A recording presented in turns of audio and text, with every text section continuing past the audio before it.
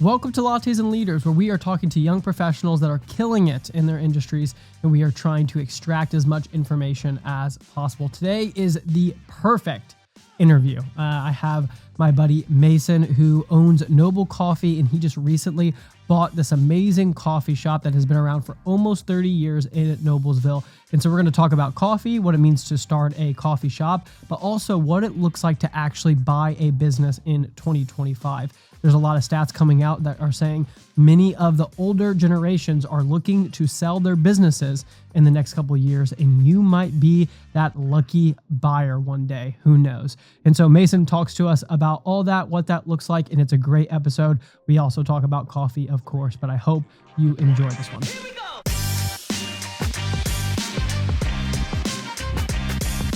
There's a lot of people that love coffee that have come on here. You're the first coffee guy. How's my coffee? It's good. You did a good job. It was beautiful. It was laid out, logo presented with latte art facing me. My latte arts needs a little help, but dude, I'm so excited. So, I mean, this is like everything that this podcast encompasses, lattes and loans. So I love coffee. I was in the coffee world for a long time, know the coffee shop side of things, how the business works, and then a leader. So you're just hitting on all cylinders. So this should be the perfect Lattes and Loans podcast. We'll see what happens. That's here. a big setup. I don't know that I can live up to that. I saw you have a bag. I do have a bag. Yes. I brought gifts and fun things. Oh gosh. So just in case you hadn't already made the latte, I brought 2 of these. Oh, that's incredible. I don't know where the camera is, but you can do whatever you need to do. Wow. I brought 2 of those just in case we were to drink out of those. But dude, we can. That is for you. We need to wash these out. But and then here's some delicious coffee for it. And this is our espresso blend. Espresso blend. Because we roast ourselves. Okay. Which you have a nice roaster on the mug. Yeah, which that is our roaster. This is beautiful. I love these type of cups. These are like my favorite types of cups. Yeah. Always drinking coffee on the go, and then I have an espresso machine in the studio, so people will be trying this out very soon. Thank you. Yeah, and I also have a second one, just in case you and your guests would like to both drink from. Shameless plug, Noble Coffee Cups. Yes. Maybe a sponsor. We'll talk. Go for it. I mean, this podcast is huge. So, I mean, That's right. We're talking $10 an episode at least. So, hey. Thank you. So I have Mason with me. And you can see on his shirt, he is with Noble Coffee. But, I mean, the first thing we do, I think you've seen a couple episodes, we're going to start with your background. So we know that coffee is eventually in the story, but where'd you start? Where'd that passion come from? Is it entrepreneurship first? Is it coffee first? Where'd we start? Let's go entrepreneurial path first. Okay. So I have almost never in life cared about the tax status associated with what I was doing. But when I was little, I was about 8, and I asked my mom, we drove by and there was this neighbor's house. We lived in the country, so a neighbor's a mile away. But there was a neighbor who had a motorcycle leaning up against their garage, and I loved everything with wheels. And I was like, Mom, I want that motorcycle. Like, what do I do? And I was like, do you think I could go ask if they'll sell it to me or whatever? And she's like, sure, go do it. And so I rode my bike the 1 mile one way to go ask them. And they looked at me like you should look at an 8-year-old who asks you to buy a motorcycle. And they were like, no, we're not selling it to you. And so I got a no, and I rode my bike back home. And I said, Mom, what do I do? She's like, you gotta buy one. I was like, well, how do I get money? She said, find something someone doesn't want to do and see if they'll pay you to do it. And which I didn't know at the time, but that's the best advice I could have ever gotten career-wise. And so, but I was like, okay. And then she helped me work out this plan, and we went around our neighborhood. It's not a neighborhood, it's a country, but went to all of our neighbors. She drove me for the first few times, and I would go and I would knock on the door, and she helped me develop all this pitch and the process and all that. And I would say, hi, my name is Mason McDonald. Rick and Carolee McDonald are my parents, and we live right at the corner of blank and blank. And I wanted to see if there's anything you didn't want to do that you would pay me to do. And then I would shut my mouth and wait for them to respond. And they would say whatever it was. And my next question would always be, great. Do you have what I need to do that? And if they said yes, I would be like, great. If they said no, I would say, will you give me a list and some money, or would you like to go get it? And I would ask them. And then I usually didn't know how to do whatever it was. And I would say, are you willing to teach me how to do it? And they would say, yes. And then the last question was always, what do you charge? And I would always say, let me do the work, and you can look at the work when it's done, and you can pay me what you think it's worth. And that's how I started making money. And I was 8 and did it because I wanted a motorcycle. If 30-year-olds would take that exact same list and just humble themselves, you could make millions just with those, 5 questions. Yeah, it was amazing. Because like later on in life, I did a long stint of like sales training and things like that. And I drew from that there's lots of books on it that I read that were great information, but I drew from what my mom taught me. My stay-at-home mom who raised 4 awesome kids. That's amazing. 4 kids. You said the country. Where'd you grow up? Greenfield, Indiana. Greenfield, Indiana. So did you go to college? Did you study entrepreneurship, business, or just go right into it? Went to Greenfield Central High School, and then college, I went for 1 year at Johnson Bible College for music and worship ministry. Okay. And so my whole life I've been in business and in ministry in some way, vocational or not, but then just kind of doing that. And so went there for 1 year, and other reasons with it, but one of the reasons I didn't keep going is that churches don't require a degree, and not many people other than churches would value that degree. So I was like, we'll come back to college if I find something that makes sense to go to college for. And so, if I need it. Yeah, if I need it. And then, so what was the first, so maybe ministry, it kind of was in there a little bit. What was the first idea where you're asking everyone else what they want, but the one that you're like, wow, I think I'm really good at this. Maybe I can make a business model. Where was the first click? Ooh, it never, I shouldn't say never. It didn't inform me to a business model specifically. It just guided how I approached life. And when I looked at like, I want to make money, how do I do it? I already had a trained eye for the sigh or the look or the down look in someone's face when they're about to do something. And so you take someone who you could glean something from, and I would just listen for when they sigh or look for when they don't like whatever they're about to do. And I would just think, would you like me to help with that? And like, I always had this like little quip would be like, crush it at what's in front of you and add value to what you want to do. And so would just kind of live life that way. And so it just, like I said, didn't care about tax status or anything like that, but I was always doing something, would do, not always good at it, but do the best I can as unto the Lord, as the Bible says. And the Lord always just sends someone to come meet me right where I was at with what I'm doing and bring me to something else. And that almost all of the things happened that way. Mm. And so we did it, and then did lots of different things in the business world. Then went into vocational ministry for a while. I was an executive pastor for several years. And then during that time, started a consulting company, business coaching consulting. I was, by what I did, I was the pastor who ended up pastoring a lot of the business people in the church. And so we would be in conversations, and I still remember the guy who said, "It's awesome, dude." And we would meet up and grab lunch and talk, and inevitably a problem would come up, and we'd talk about solving it. So pick your way. The Bible speaks to it, or we pray about it, or we're just, here's a tip, here's an idea. And he looked at me one day and he said, "Mason, I'm never going to meet with you again unless you let me pay you." He said, "Because this is way more than pastoral care." And so I was like, okay. And so I asked the people that might care that I would be doing that, and they were like, "Yeah, go for it." And so I started doing business coaching and consulting, and have always enjoyed doing that alongside whatever else I'm doing, and have done that for probably about 10 or 11 years now, something like that. What would you say is one of your core motivations? So there's a couple of things I heard in there. You like serving, so maybe it's people. If you're going into ministry, usually people is a core foundation of who you are. You want to help and serve people. There was problem solving in there, so you're trying to solve people's problems. Like maybe you just like that tickle of the brain of like finding something you've never even seen before, but maybe I can find a solution. And then maybe like excellence is in there. I don't know if money is your motivation. You said tax status, so I don't know if you're money motivated, but you could talk about it. But yeah, or you have that excellence factor of where like I want to do everything unto the Lord. If there's a need around me, I want to pursue it, and I want to do it super duper well. What would you say is like kind of your core drumbeat if you had to distill it? So I love people. I think people are fascinating. I think people problems are fascinating. Distance from people problems is fun a lot of times, but people just fascinate me, the way we tick and the way we make decisions and things like that.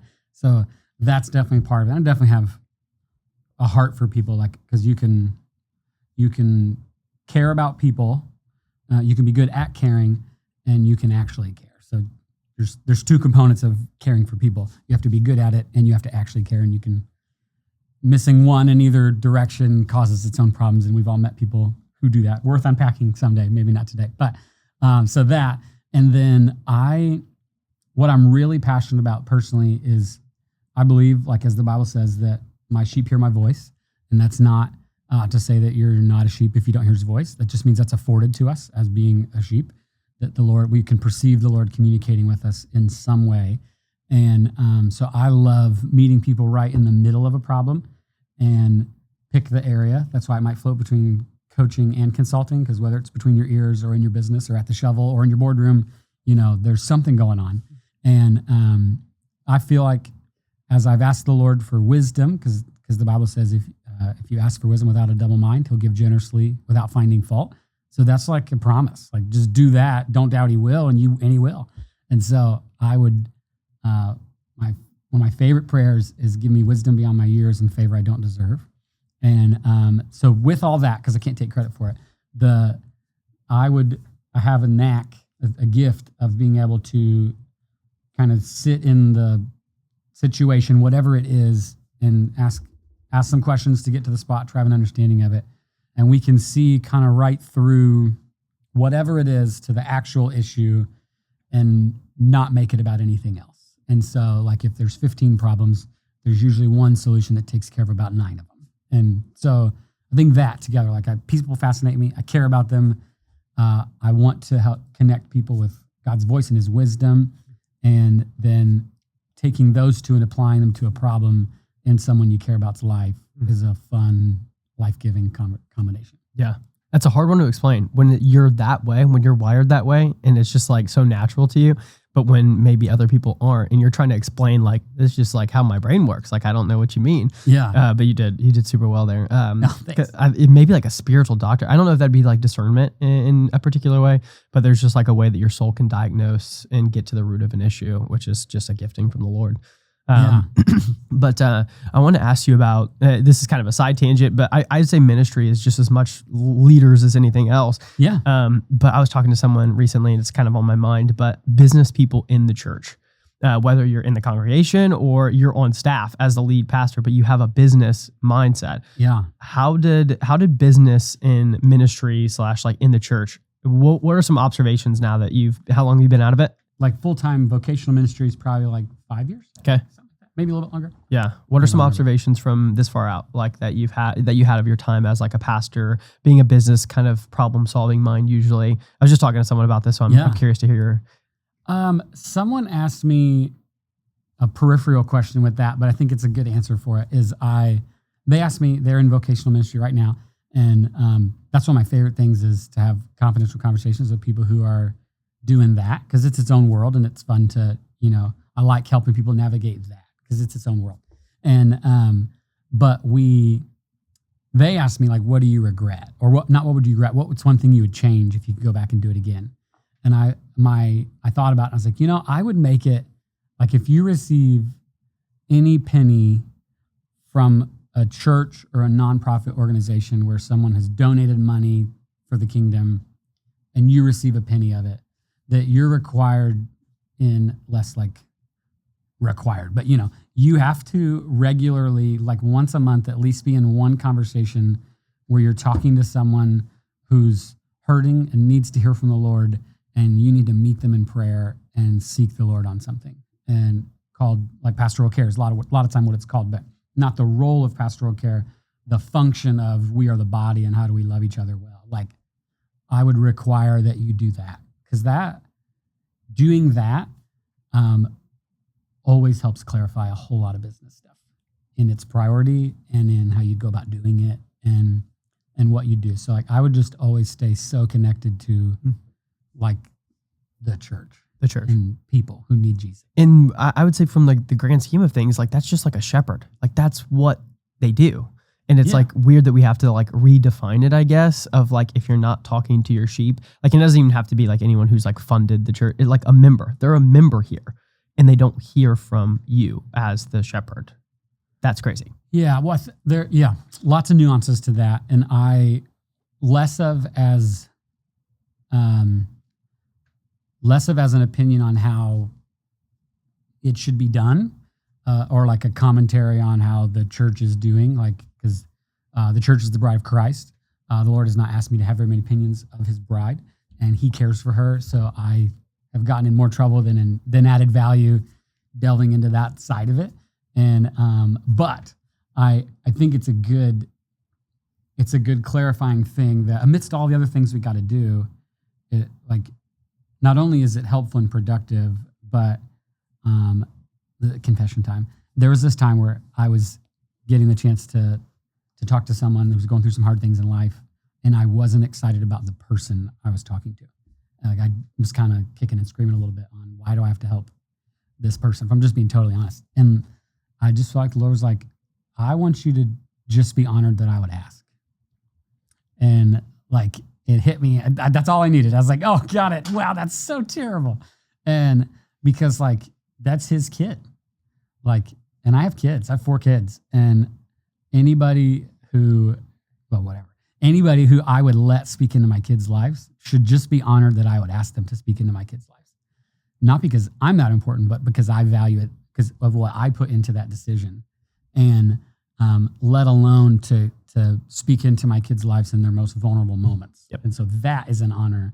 And that is something that always brings clarity to my life, brings clarity to their life, brings clarity to the world around us. And it itself can right size a whole lot of whatever might go into that other question. Just a consistent pulse on that and awareness of it can bring a lot of humility. So you have business acumen while you're a pastor, and you take on more consulting. As you're doing this consulting, is just the kind of passion or maybe calling on your life as you're dealing with all these business problems, slowly taking over the passion for being in full-time ministry? Is that how this slowly?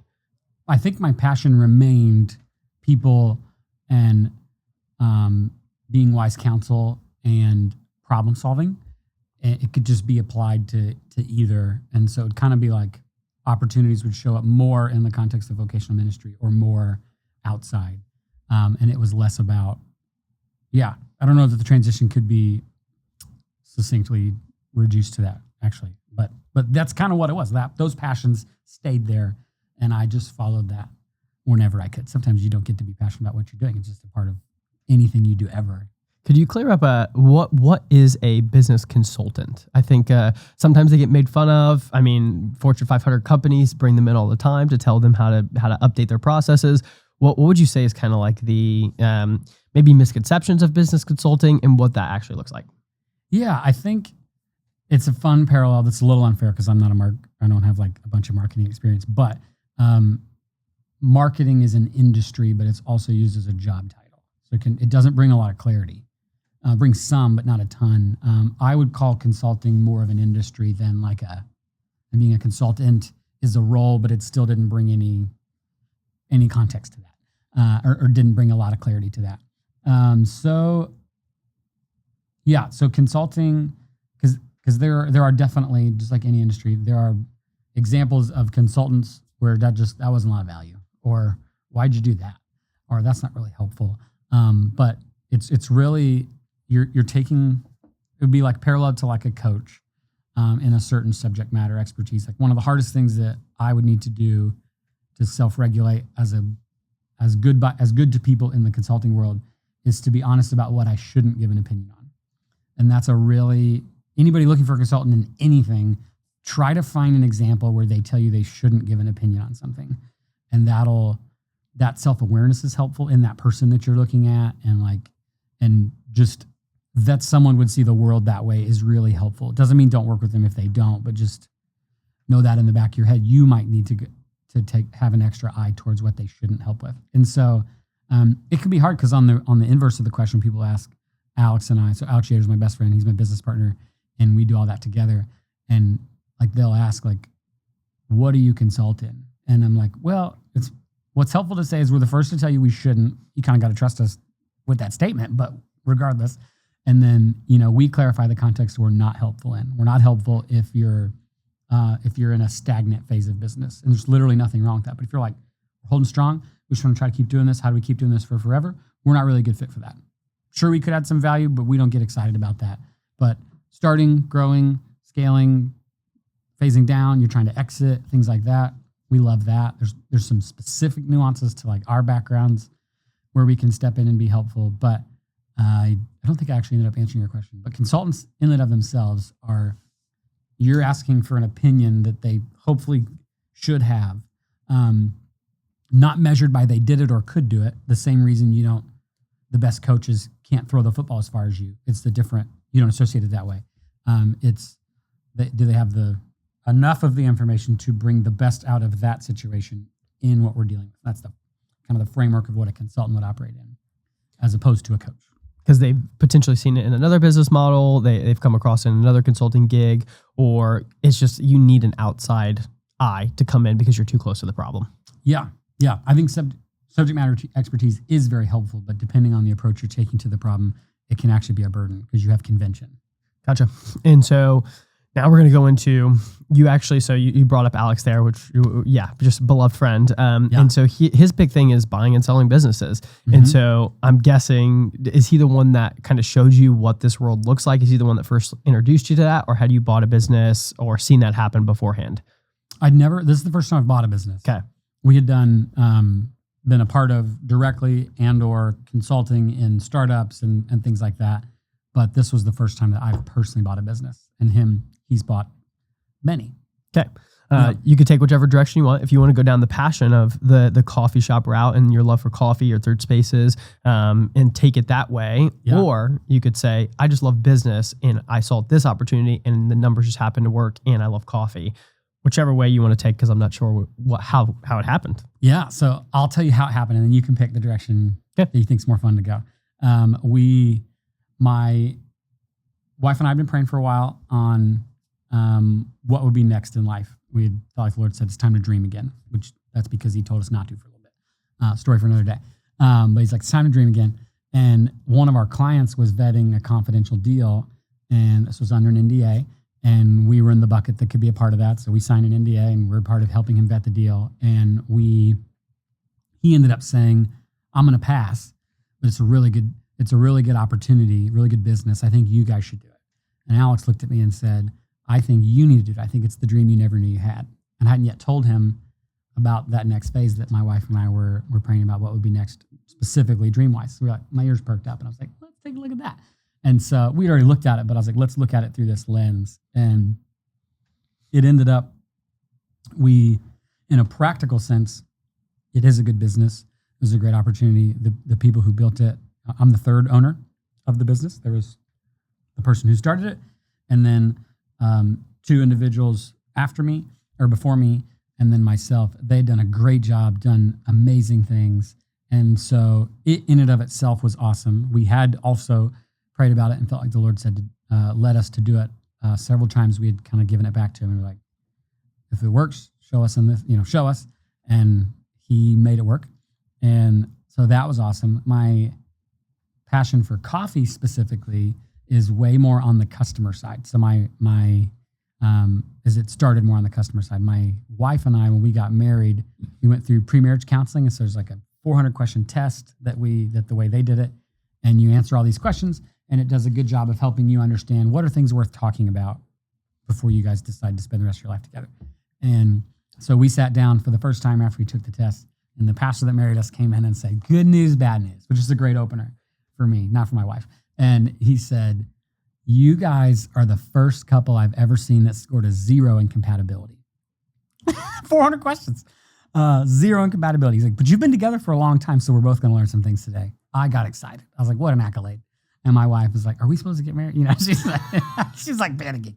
And so we definitely had some practical things in common, but all things considered, we did not have anything in, like the way we were going to do life and go about it and draw joy from life, we didn't have a lot in common. And like picking a date, it was a good date. It was a really hard thing to do because we just didn't have a lot in common. And we, so in the pre-marriage counseling conversation, but so one of the things, like the thing that we found that we loved together was coffee dates and breakfast dates. It is like when I know I want to have a really good conversation with my wife, I need to get her in front of some good food and a really good cup of coffee. And if I do that, that's going to bring out, just amazing things in the heart of my wife. And so we were customers. And so we'd been through so many different coffee shops, so many different places, and I love it. Still to this day, I do that in my free time or for fun or with my wife. We go to different coffee shops and different places to eat breakfast or brunch. And so I fell in love with it to that. It grew in my heart in that way. And then I was leading a mission trip to the country of Panama, and we went, and I was in the airport. I didn't speak the language at this specific airport we were at, but I could vaguely guess what the words are on the menu. There was no Google Translate at the time. And so I ordered macchiato doble caramelo, and I ordered it and tasted it, and it changed my life. I was like, because I didn't know coffee could taste like that. And it was a freshly roasted coffee.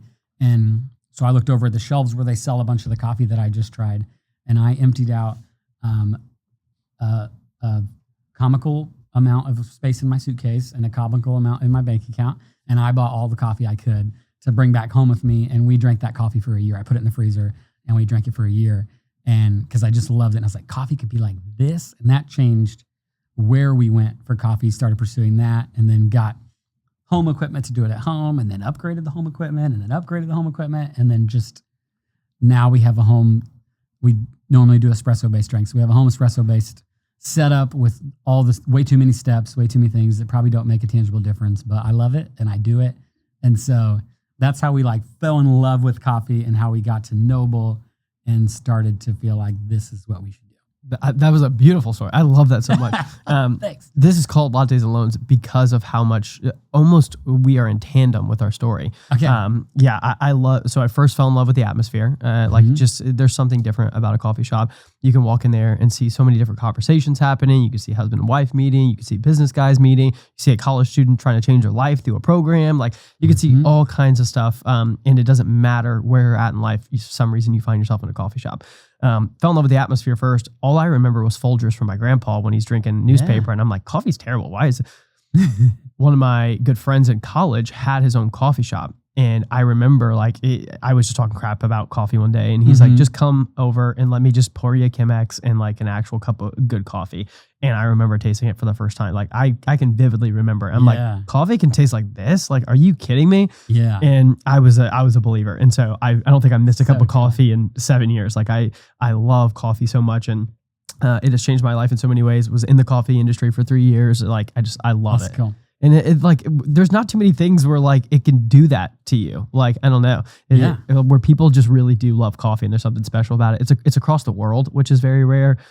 And we don't do tea here, but over in Europe, they do tea. Everyone does coffee. You can go to Peru, you can go to London. Everyone does coffee. So I love it. But yeah, thank you.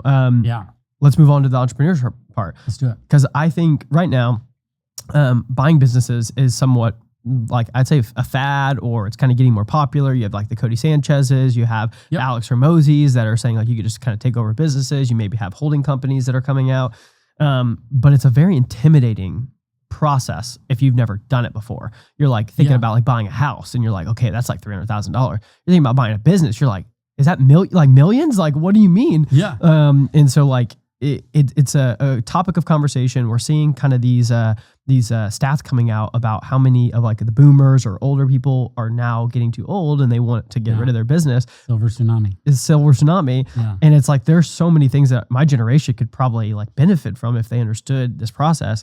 Start me from ground zero of if you were to give me a 5-minute pitch of how to buy a business. What does it look like? Ooh, I would say start with recognizing the fact that the infrastructure for buying businesses is really, there's a lot of really good infrastructure for buying a business for large businesses. Mergers and acquisition level type stuff, not the mechanism of merger and acquisition, but that title in the industry, that level of stuff, or private equity. There's lots of really good infrastructure for that. What we're seeing is, and I'm not a point of authority on this, but you asked my opinion, so I'll give you that. What we are seeing is there's a lot of people who should consider doing it, and the opportunities are there because of the silver tsunami, and they are great. I was just talking to someone today. We're getting ready to meet up. They're in a specific business, and their industry is definitely aging out, no doubt aging out, and they're just closing amazing businesses. And he's saying, we were talking about how do you build how do you build a company that can onboard more companies and do that kind of a thing, whether you change the branding or not, just how do you do that? And so we were talking about that, and it's all of that is true. And so if you just see that process of knowing, like I see the opportunity there, and just know the infrastructure is really good for really big deals, and that may not be what you're playing in. And then you see it, because there are really great brokers. There are really great people who do it. There's agencies who have brokers that do a really good job. But whatever number we're on, second or thirdly, it is built for sellers to sell. There's a bunch of buyers looking at a few businesses, because the gap that is there is not necessarily people with money who want a good return on money. There's actually no shortage of that. It is the people who have a business, getting them into the funnel of I should sell my business instead of pick another thing. And that's the gap that's kind of hidden. That's the deficit that's kind of hidden in the midst of all of it, that makes it really hard to connect the rest. Because we can unpack that if you want, but that's the part. Okay. Let's go more practical. How do you start to buy a business? Like if I'm like very much considering this, I'm young, maybe I'm like, man, a couple of my friends have done the entrepreneur start from the ground level, and they're just kind of eating it, and it's really hard to get over that hump. But there's something very similar that I want, a lawn care company. They're like, I want to start a lawn care from scratch. Or I know of this 60-year-old guy who has this amazing lawn care company, and he's thinking about selling it. Like, where do I even start? Yeah, if you're lucky enough to be around when someone says, I'm thinking about selling it, just know to mark that in your head we should talk more about that. Okay. But are there groups? That's awesome. Are there websites? There's actual brokerages that are like, you can Google buy a business in your area. There's websites that are like, that farm businesses that you can look that are listed online, Biz Buy Sell, and look that one up. And then there's several different competitors you could find, but there's different Indiana Business Association or something like that. And then there's, I think it's Sun Belt. Sorry, I usually know people. So I know people in each of these different brokerages that are good friends of mine, but I forget the names of the company. But so there are brokers who are made to do that. Know that their world is designed to send you a bunch of businesses you could buy, because they represent sellers. Their world is kind of built to do that. It's not built to take a buyer and help them find a business. And don't be offended by that. It's just they don't get compensated for that as well, because there's way more buyers of businesses than there are sellers of business, though there are lots of businesses that could be for sale, because that's the gap. And so the first thing I would do, if you got the guts to do it, is find anyone in your life that owns a business and just tell them, hey, if you ever get to the point in life where you might consider selling your business, will you let me have a conversation with you about that? And I'll just start with that. And then if they call you, then you can start, and then you can do your research and figure out how to prepare for that conversation. But you need the vehicle, the money to do it, and the expertise to do it. Like, you got to be able to physically do it. And there's mechanisms to solve each of those problems. But yeah, that's how I do. I would start with a cell phone number. Anybody that could do it. And regardless, Biz Buy Sell or their competitors, the different brokerages in your area that actually sell business, that list businesses that are for sale, and just start looking at them, run the numbers, vet them, and do that. And there's a couple popular people putting out content on this who are giving education on how to do it well, and they're great as well. Yeah, like a Cody Sanchez. Yep. She's really great at Kyle that. Mallion is one of them. Okay. I don't know these people personally, but I've seen their content, and it's good. It's good. It worked. Yeah. And so, okay, let's try to break down some of those problems that you said that could be solved. Money. What does it look like? Let's go with a $500,000 business. What should I be prepared to put down for that? Like, that's a huge number. I'm 25. I got $10K to my bank account. Do I find an investor to help me? Do I talk to the seller about maybe paying them over time? How do I figure out the money problem?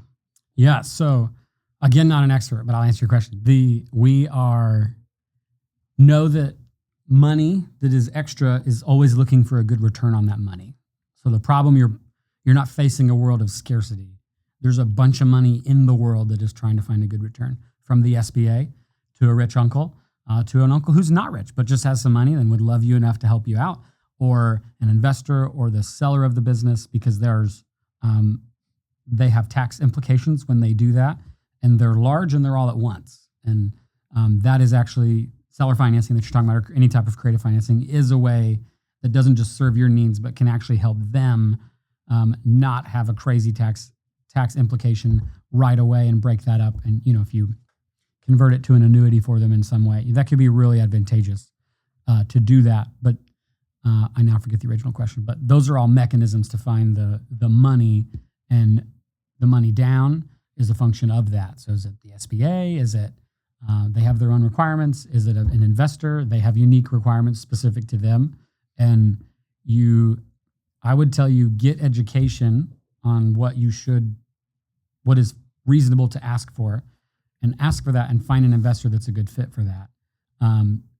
Or you can do it the other way, where you go to an investor and say, what would it take for you to do this? You can do it that way, but that is the leverage is the wrong word. The advantage is on the other side of the coin if you do it that way. Okay. Yeah. And then when you're going to buy a business, what are some of the key indicators, like if you were to have an Excel sheet of line items of what this business does? How do you know if they're profitable? How do you know if it's like a good business? How do you know like what you might walk away with? Because sometimes people go through all this effort and then they're making like $50K. And you're like, yeah, like I'd put in all this work, I took out all this risk, and I'm making a normal salary job. I thought I was going to be a millionaire and walk away with a Ferrari. Yeah. How do you know like how much a business makes? Yeah. And so if you're going in an environment where it's listed with a broker or something like that, they've usually done enough due diligence to give you a look at that.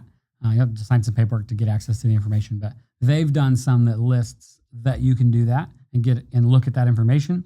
But you're always going to do your own due diligence and verify what I'm seeing is correct. Not even through integrity and honesty, which that is a thing, but not even through that. Just, are we saying the same thing when we say this? And what goes into that number? And like, you get the chance to do due diligence on all that.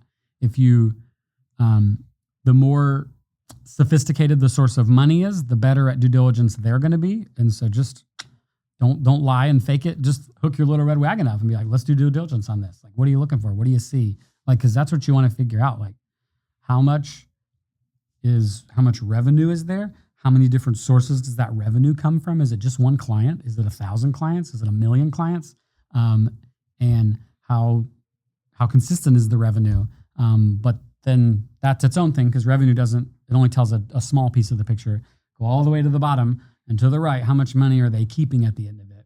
And what's there in the middle that I need to account for that is a seller's expense there's more money to find because they don't know that goes in this spot, or there's less money to find because they're actually taking some of this money and paying it for other things. It's not not an integrity thing that exists, but it's not the point.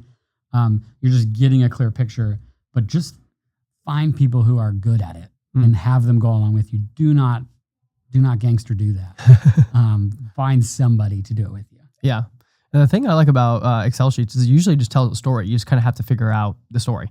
So you have to see how much the revenue is taking in, like how much are they spending on marketing? How much are they spending on people? Are you willing to fill some of those roles to take off that line item? Like, it kind of tells you a story about how the business is functioning, that usually the owners they have their preferences on how they do things. And like, maybe they don't want to work in the business at all, but hey, you're young and motivated, so you're going to work in the business every day. That changes the dynamic. And so figure out the story of the way they're doing the business. Can you take the baton of like 80% of that and then put your little cherries on top? And could you switch some stuff up to elevate that story? Yeah, that's a good, where can you add value and how are you going to do it differently? And not necessarily that the change you're trying to do or whatever, but like literally how you just practically approach doing the business. How are you going to do it differently, and how does that affect everything else? Like, if you're going to have more overhead because you have to hire more people than they have, account for that. If they're doing all their books in-house and you're going to outsource it, account for that. Like all the different nuances of that. Yeah. Yeah. So you took over a 30-year-old business. Almost. We're 28 years old now. 28 years old. Yeah. And we're coming up on year one of us being there. Yes. And tell me about that. So like you decided not to really change the name, not to really change the layout. You liked it kind of just the way it was, and you just want to keep on trucking maybe with a very similar vision what they already had. A year out, what is your overall observations of what you've done? Now probably the honeymoon stage is a little bit over. You're working that thing. Yeah. Well, how do you feel? Yeah, feel good. The approach I took, because I've praise the Lord, I've been through doing it wrong a bunch. not that I've bought a business before, but I've been where I'm the new guy to an existing environment, behave. And I've behaved wrong a bunch. And so like one of the things, or the things that were really important to me in the beginning is I wanted to learn what is, because I didn't show up to a business that's on fire. Like, it's awesome. The people are great. The business is good. The people who I bought it from are great. Like, the community loves it. And so there were lots of really good things. It wasn't like I'm the savior of something. And so I didn't come in with that attitude. And so I started with, like, I really want to learn what is and why it is and learn how to do it. So that was the first phase of, like, really learn it and understand why it is before changing anything. And then once I got to that spot where I really feel like I could understand and respect why it was done the way it was, then that's an okay time that I was willing to let myself decide what's okay to change. And so then we would do that and then make decisions, but they're wise, maybe they weren't, but you're trying to seek wisdom on how to do it and when to do it and kind of the logic behind that. And then make some of those changes. But that time, right? Because Noble is, like, we're 28 years old. It's been there a long time. Like, we're on the square, northeast corner of the square of downtown Noblesville, the county seat for one of the greatest counties in our nation. Several of our cities in our county make the lists that measure nationwide cities. Like, we're on the list. And so it's awesome. And it was there before Noble Coffee. We were there before the square was what it is today. It's a thriving square. Like, it's awesome. And so Noble Coffee took that ride and has been there just faithfully through it. Like, we're super important in a lot of people's lives because of how important we were at that time in their life, in the formative years of their life, and like having a healthy respect for that. That's not just in thought, but earned through kind of existing in it and like learning to love it as it is. Like, that's really important, because one of the greatest features about Noble Coffee is our 28-year history of being cafe and roastery right where we're at. Like, the history itself is one of our greatest assets. Okay, we're going to go through some rapid fire questions real quick to end us out. And then the last guest left you with a question. So, and they don't know who they were leaving it for. So it's just kind of we'll see what happens. Okay, so if you have a free weekend, are you staying in or going on a spontaneous trip? I have 4 little kiddos. So mostly staying in and finding fun things to do. We may take little things around town or whatever, but staying in. Yeah. So that's a normal response in Indiana, I feel like, at this point. Do you prefer a good movie or a good book? Book. Okay. What's your favorite book off the top of your head? The Bible, definitely. If you want, other than that, I would say How to Win Friends and Influence People. Great one. Carnegie? Yeah. One quote that has stuck with you. Yeah, it's not the one that stuck with me, but it popped into my head for our topic earlier. Alex was telling me when we were buying the business, he said, "Hey, just remember, they're way better at not losing money than you are." Talking about the investor or the bank or somebody that's doing due diligence. So that's just a fun one. Okay. This one's kind of fun. I think I know what you say. Are you a foodie, coffee connoisseur, are you a foodie, coffee connoisseur, or experience junkie? I would say experience, and the ones and coffee and food are the experiences I love the most. Like, we love to scratch cook.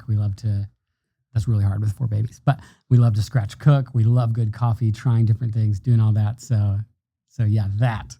And those are our 2 favorite ways to do it. I feel like that was like, you have 3 wishes, and I wish for more. All 3. Yeah. In my head, I was figuring out, I can't pick between food and coffee. Let's do it this way. How do I get it out of this? Okay. What is one underrated place in Indy that most people don't know about? Noble Coffee. Okay. It's great, but it's way better than you even know. This guy. Okay. I couldn't resist. Okay, the last guest asked you a question. They asked, if you were to die today, it's kind of a relevant question, I guess. But if everything was just stopped, the Lord was to come back, I guess, what would you want to be known for? What do you want to be said at your funeral, I guess, is another way to say it. I would love to be known that I always helped people. I connected them with the Lord's wisdom. like his voice, like right where they're at in their life, whatever that is, a great moment, a hard moment, an average moment, that like when you came to Mason, you got pointed back to Jesus. That's all. That's all you need. That's what I would want to be known for that. Amen, brother. I think we've known each other for almost a year now. And first conversation we had was about coffee and Jesus. And now we're having a conversation about coffee and Jesus. That's right. But I've just appreciated you and everything you said about just who you are as a person. I have felt in every single interaction with you. So that's awesome. I appreciate you. Thanks for the gifts. I guess this podcast is now sponsored by Noble Coffee. And it worked. But thank you for coming on. Good. Thank you, man.